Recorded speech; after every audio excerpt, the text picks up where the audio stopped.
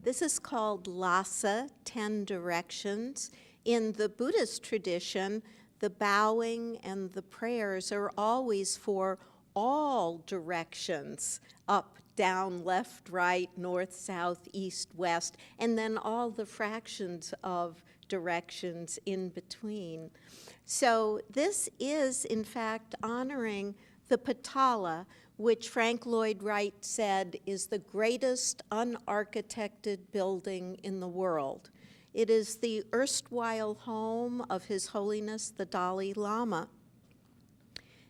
What is interesting, too, is that we have what's called the Lingor line, and this Lingor line traverses the painting. It's actually a pathway around all the sacred cities the sacred sites in Lhasa, and monks walk in meditation around the pathway along the Lingor line.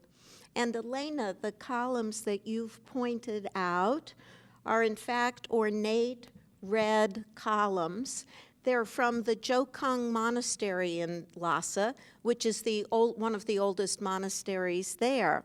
And then on the top and the bottom, we have sacred hand traditions, or sacred hand positions.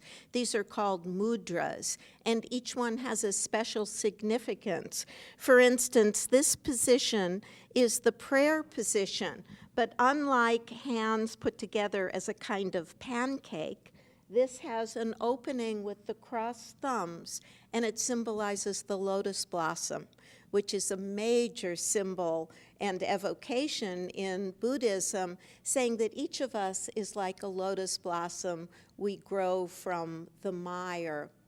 Each of the cities of peace has a touch of crimson leaf in honor of the dead. In this painting, the crimson is in the window of the Patala, and the Dalai Lama tells a story of how as a young boy he looked out the window at a shrine and he wanted to go and visit it. But he was told he had to reach another stage of enlightenment in his practice before he would be allowed to go there. And sadly, the invasion of 1959 and the hostilities interrupted that dream, and he was forced into exile before he ever visited that shrine. And my last note is we have a 4-line poem that was written in the 4th century by a Bon poet. So here we have the different colors actually taken from the precious metals of the illuminated manuscripts found in the Patala. And it says, "This center of heaven, this core of the earth, this heart of the world fenced round with snow."